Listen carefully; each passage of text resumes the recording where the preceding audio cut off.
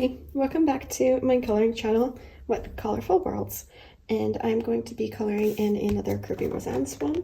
This time I'm going to be doing the Crab Island page in the book. And so for this one, what I'm trying to do is imagine it just floating in the ocean. I saw a really cool page that had that concept idea on Pinterest, so I wanted to kind of mimic it. Of course, doing my own colors and ways of coloring it, but just the idea of it sitting and floating is what I wanted to accomplish. Other ideas that I had earlier was it being on the beach, but then I'd had to have 3 layers of him on the beach and then the ocean and then that. Otherwise, I thought maybe he could be underwater, and that could be really cool with having that be the sand and the rest of this just be underwater. But I don't really have the skills to show that it's underwater, and I didn't want it to look just blue and blotchy. And so I decided to do what I felt most comfortable doing, just to have him be just kind of like chilling in the water here. And having him be just kind of floating a tiny bit. And so I'm going to be accomplishing this by having my first layer be with watercolor, and then after that do coloring pencils on top with either white acrylic paint or white gouache for just like white wave detailing. Thank you for watching. So I'm going to get started here using my drawing gum. I pour a tiny bit of it into a separate cup because I don't want to dry out the main container, and I'm trying out a silicone brush to apply this. For the most part, this works okay as a technique. It does manage to come on fairly evenly. My main issue with it, however, is that the lines are really thick. As you can see here, it's really difficult to make it smaller and more detailed. But anyway, it does work for this particular page. Later on, I think I'll try a ruling pen instead. But in the meantime, here you go with the rest of the masking fluid on. So for the watercolor, I'm getting it all prepped here, and I'm starting with Cobalt Teal, which has the pigment number of pigment green 50. So with watercolors, if you don't know this already, the numbers are actually universal across all brand types, because that's the name of the pigment itself that the brand uses. So the brands will change the name of it according to whatever they want, but the pigment number will always be consistent across brand types. So this here is the Cobalt Teal, otherwise known as pigment green 50. And I like to use this a lot in my watercolor work in general because it gives this really beautiful like aqua teal color. Next, to make it a bit darker, I'm coming in with Cerulean, otherwise known as Pigment Blue 15:3. That is also known as I guess the Phthalo blue green shade sometimes. And so the :3 means it veers towards a cooler green versus the warmer red. And what that means is you have a really nice striking cool blue. The last one is Pigment Blue 27, which in my set is also known as Prussian blue. So you can see over here that I've used that cerulean blue quite extensively. I use a lot of these blues more than any of the other watercolors for my watercolor work, which I'm doing on the side. I'm not the greatest at watercolor, but I really enjoy learning how to use it. When I get better at it, maybe one day I'll post some of my watercolor work too. So here I'm trying to create some texture. I'm just kind of trying to get the blends in more, and I'm coming in with the pigment directly from the pan itself instead of mixing it out, because especially since with this paper it absorbs so quickly, it actually kind of looks a bit dulled out. Using more pigments the better. And so I'm just kind of like going back and forth with my slightly rounded flat brush, and I'm adding darks on top of lights on top of darks, trying to make it look a bit textured so I can get a really nice base going for water.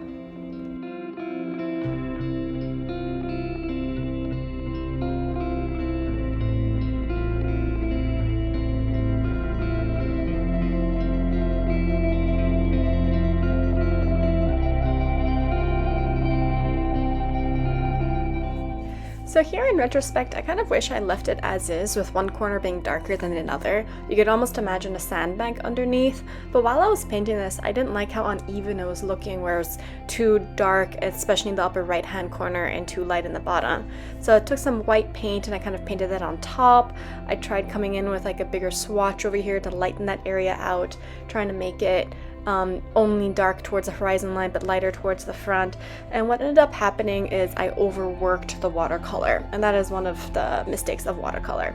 Here you can kind of see how when it dries it completely fades out, which is why when I'm working with watercolor I actually like to come in with pencils on top. So I'm starting with the white for my highlights, because this way I really can work around the areas that are glinting more. In the middle section, because I'm again trying to recreate some of that gradient I had earlier but accidentally destroyed, I'm adding in white as a full base to fade it out, and then coming in with Light Aqua, trying to reintroduce that beautiful ocean aqua color. And then from that, I'm just kind of pulling into some darker colors here, for example, coming in with Aquamarine, and just kind of working in between those white highlights I created earlier. And I'm just kind of doing this back and forth horizontally so that I can make it look like it's flat water. You might notice at this point that I'm not yet coloring in the crab. I'm actually going to leave that towards the end so that I can have it look more like it's underwater, and you'll see what I do there in a second. And finally, towards the horizon line, that's when I want it to be darker, because technically water looks much darker the deeper it is, and the further out you go the deeper it is. And so that way you can have a tiny bit of perspective that's kind of blended in.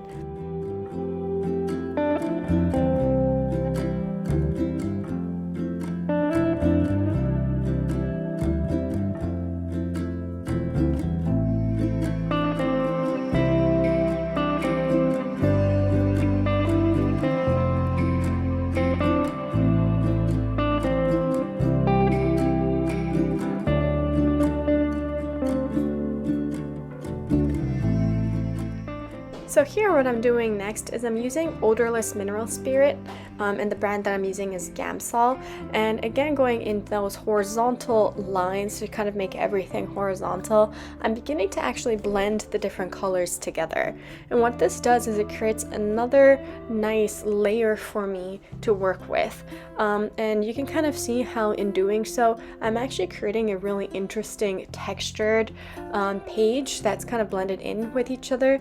And on top of this, I can later put more coloring pencils, focusing mostly on the highlights and the shadow areas to really make it pop. But in the meantime, it just has a really beautiful painterly effect when you're melting the wax of the coloring pencils using an Odorless Mineral Spirit. So far with all of the things that I've used, by the way, I've had zero bleed through. So it's just about liquid control at the end of the day. Make sure that your Gamsol will breathe through temporarily, but it does dry out and not leave a mark. But with the watercolor, you have to make sure that you have good water control so that it doesn't accidentally have too much liquid that will melt the paper too much, allowing the pigment to seep through. But so far with what I have here, it all works out well. You can see at this point too that I have finally covered over the crab, and what I did was just use a really light layer of my aqua pencil, the Prismacolor pencil. I think it's number 904 or 903. And what I will be doing too is taking that Gamsol and mixing it with the Gamsol. And what that will finally do too is get rid of the white of the page by killing the tooth. So you can see here that as I'm blending out that coloring pencil, it really does work like paint, and it starts to fill in that white, fill in that tooth of the page, and give it just like a nice even coating. Having it be slightly lighter blue without any of the dark highlights makes it look like it's more shallow as well, and that helps a tiny bit with the perspective. So for the sky, I decided to come in here using only Prismacolor pencils and try to go in a blend where it's lighter towards the horizon and darker up towards the sky.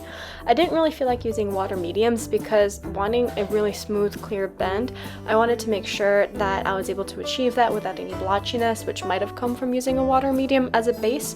And also, as you can see, there's so many coconut trees that are kind of interfering with the sky. And my masking fluid application, which was with a silicone brush, is not fine enough to be able to get all of the small details in, and I didn't want to have to go in afterwards and make it all blotchy, and also it felt more complicated with how much interference there was with all of those trees in the foreground. Furthermore, I wanted to draw in clouds, and so with coloring pencils you have the most control of any of these other mediums. And so I'm able to kind of color around white areas that I want to be the clouds and therefore leave the rest darker. So to really make sure I get this nice and clean and smooth with as little blotchiness as possible, I'm just taking my time with it and I am working in layers. This is now coming in with my second layer, as you can see, just very, very slowly building up that gradient as I go up. I always find it helpful too to hold all of the different pencils in my non-dominant hand, which is my left hand, and so that way I can just have easy access to all of the colors as it just navigate between the lighter colors and the darker colors. I'm also wearing my coloring glove here because it helps make sure I'm not smudging the colors everywhere. It's the oils on your skin and the heat of your skin which can kind of attract all of the pencil dust and just smush them everywhere, and so the glove helps A, not have any oil, and B, keep the temperature a bit cooler, and that helps prevent any of that smudging as well.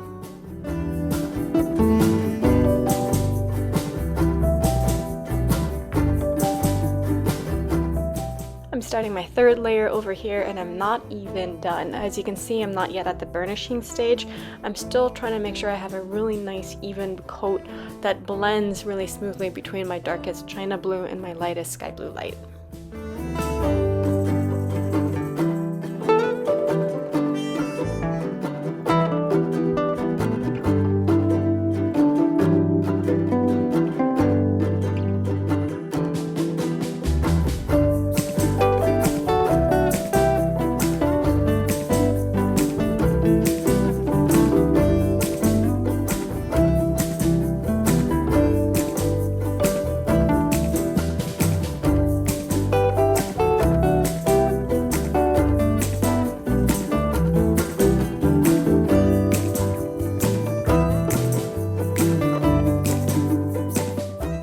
So to help me with the process, I'm actually coming back to my Odorless Mineral Spirit here, which I'm applying with a paintbrush.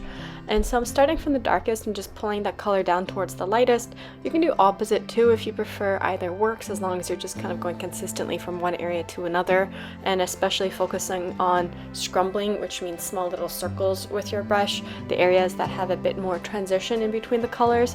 And what this does is it helps kill the white of the paper. It helps kind of like melt and blend the colors tiny bits together, but it's still not going to be the final layer. And that's because I noticed when I'm using Gamsol, it does lift the colors from certain parts and desaturate it a bit. So what I do is on top of it, I'm putting down my final layer of coloring pencils, and this here can be my burnishing layer because A, the tooth of the paper is at this point pretty saturated, and B, I have a really good coloring base that's been established that has that gradient I've been looking for. So I'm coming in now with my final layer, and it's looking very smooth. I don't really have any pencil marks because the Gamsol helped get rid of that, and I'm just making sure that my final layer on top is put on as smoothly as possible with the different pencils that I have.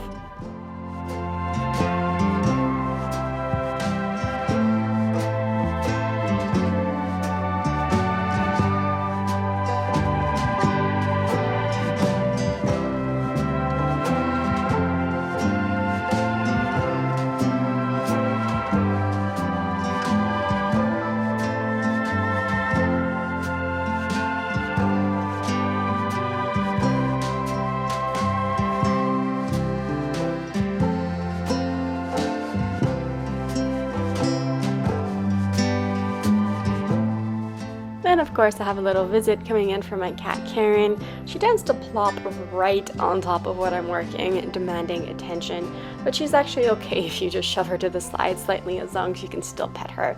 So with her company and her approval with the art that I'm doing, I'm coming in with the final parts of this, which are the small details of the island on top of the crab. So Kerby Rosanes' work sometimes has an immense amount of tiny detailing, and that is what you have here on this particular page as well. So I'm using my Ohuhu water-based markers water-based because they will not bleed through. Alcohol markers will bleed through, but these won't.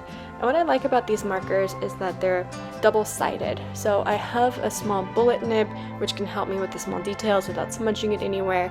And I also have the larger brush nib, which I use for the larger sections. And I'm just flipping back and forth with the same marker, going from one end of it to the other end of it, trying to get in as much detail as neatly as possible with these marker works. I'm becoming a bit sloppy, I think, looking at it and editing. At this point, that's because I'm just getting a bit tired of this page and I wanted to finish a bit quickly, but I do come in afterwards to fix some of those details using coloring pencils. So here you can see I decided to just take the lids off completely and just like flip back and forth between the bullet nib and the brush nib, and I'm concentrating on element as well. So here I'm concentrating on all of the coconut leaves. Since they're the same species, they probably have around the same color, and I'm just using this as my first base layer. I've considered getting Tombow markers because I know that those are the ones that people use most of the time, but I find them to be like cost prohibitive. They're very expensive. Like for the full range of only 60 colors, it's in the hundreds of dollars. And so the Ohuhu markers are like, what, a third that price?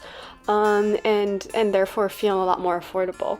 I have noticed that these tend to fade on the swatch card that I have. All the colors are pretty faded at this point. But if you think in terms of what you're using this for, and for me this is actually my base layer, since I do go on top of it with my coloring pencils. Also, since it's in a coloring book which would be closed, it won't necessarily be exposed to UV light, or any light for that matter. It's closed in a book for the most of the time, and therefore it won't really have too much fading. Lastly, I looked up the light fastness of Tombow markers, and they also don't claim to be light fast, which means I don't really think they're going to last that much longer than these Ohuhu markers. And so I don't really see the reason to get those very expensive markers when I can have this cheaper other brand that I could work with for the same reason. And so I do kind of like having these as my base ink. And so what I have here is I just put it down as a first layer. It helps give the paper an initial wash of pigment, and then on top of that, when I put my coloring pencils, it kind of solidifies it as that one single color and makes it look more cohesive overall without having to try to work a very crumbly pencil like Prismacolor pencil into tiny little areas that really don't do well detail work. Prismacolors are very difficult to use on super small areas because it's just so soft, it tends to smear. One thing that I do wish was better with this range is having it be paler pastel colors, just super transparent, because especially if you're using it for basing, sometimes when you put it down, the initial color could be so vibrant and so strong that it's hard to shade and shadow on top of it, and also can have it look a tiny bit synthetic. Like over here with the green, it's a tiny bit too green, like that lighter color that I have. I wish it was a bit more transparent.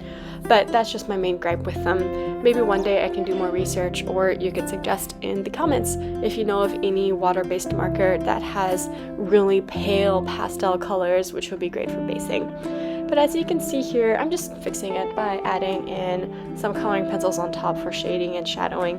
So I'm allowing that green to just kind of be like the sun-tipped highlights, and I'm using a darker green down in the shadowing areas. Over here at the sand, if it's pilling over the crab, it has a cast shadow as well. And then just with all the nooks and crannies of the different rocks, I'm making them all the cool grays. The nooks and crannies of the crab, I'm going to start adding in reds and oranges to it soon. I'm just adding in the rest of the details here with my coloring pencils on top to finish off this part of the crab.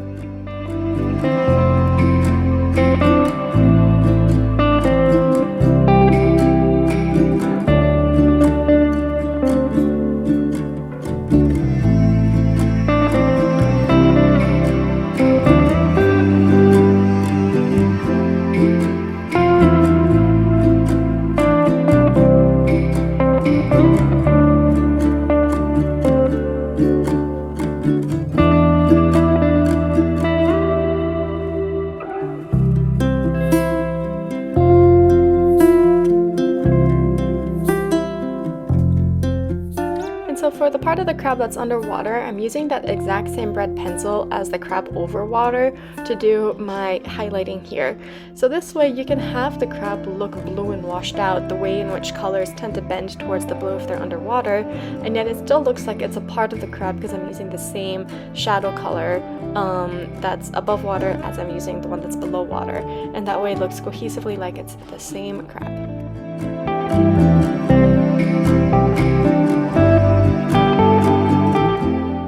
Finally, I'm ending with my Posca pen for highlights. I like using acrylic markers for this, especially on the water, just trying to get some of those shiniest glows using both lines and using dots, and especially concentrating around the body of the crab itself to kind of look like there's waves being created around the body itself.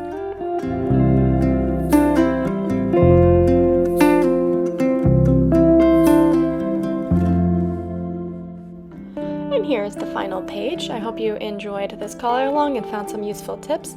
Thank you for watching. Don't forget to like and subscribe, and I hope you have a good day. Goodbye!